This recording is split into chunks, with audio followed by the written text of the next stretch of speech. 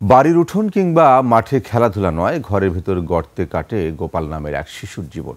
অর্থের অভাবে সন্তানের চিকিৎসা করাতে না পেরে মৌলভীবাজারের মুড়াইছড়া চা বাগানের চা শ্রমিক অনিল সাঁওতাল তার প্রতিবন্ধী শিশুকে দিচ্ছেন এমন অমানবিক সনাতন পদ্ধতিতে থেরাপি। মৌলভীবাজার প্রতিনিধি বিকুল চক্রবর্তী তথ্য ছবিতে ডেস্ক রিপোর্ট। গোপাল সাঁওতাল, বয়স ৩.৫, মুখ ভরা হাসি তার। সানবিট সব দিবে সামাল। সানবিট ম্যাজিক প্রেস ডিশওয়াশিং এর মাথা ঘোরানো সলিউশন।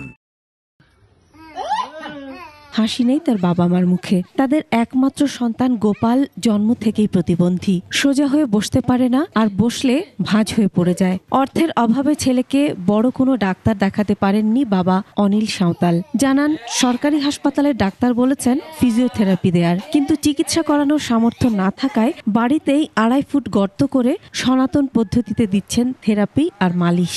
এখন আমি গরিব মানুষ, এখন গরিব মানুষ আমি কাহা যাবো, কে বলবো?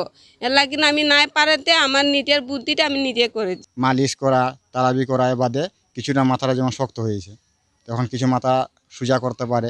একটা রুজ দিয়ে আমরা পেটে দেখবো না, আমার বাচ্চার চিকিৎসা করাইমু, এর লাগে আমরা পারছি না, গতিকে এটা আমরা কাজ করছি।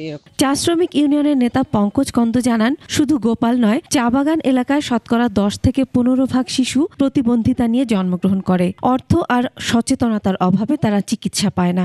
আইডিন গ্রহণের অভাব আছে এবং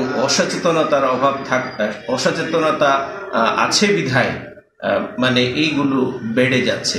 শিশুটিকে সরকারি প্রতিবন্ধী ভাতার আওতায় আনা হবে বলে জানায় কুলাউড়া সমাজসেবা অধিদপ্তর। জেলাতে প্রতিবন্ধী সেবা ও সাহায্য কেন্দ্র আছে, সেখানে আমরা যোগাযোগ করেছি এবং সেখানে শিশুর যে স্থায়ী একটা ট্রিটমেন্ট, যার মাধ্যমে শিশুটা দ্রুত সুস্থ হতে পারে, সেই বিষয়ে প্রতিবন্ধী বিষয় কর্মকর্তা পদক্ষেপ নেবেন বলে আমাদের আশ্বস্ত করেছেন। কুলাউড়ার মুড়াইছড়ায় দৈনিক ১৭৮ টাকা মজুরিতে শ্রমিকের কাজ করেন অনিল সাঁওতাল। তার একমাত্র সন্তানকে সুস্থ করতে সমাজের সহৃদয়বান মানুষদের দিকে তাকিয়ে আছেন তিনি।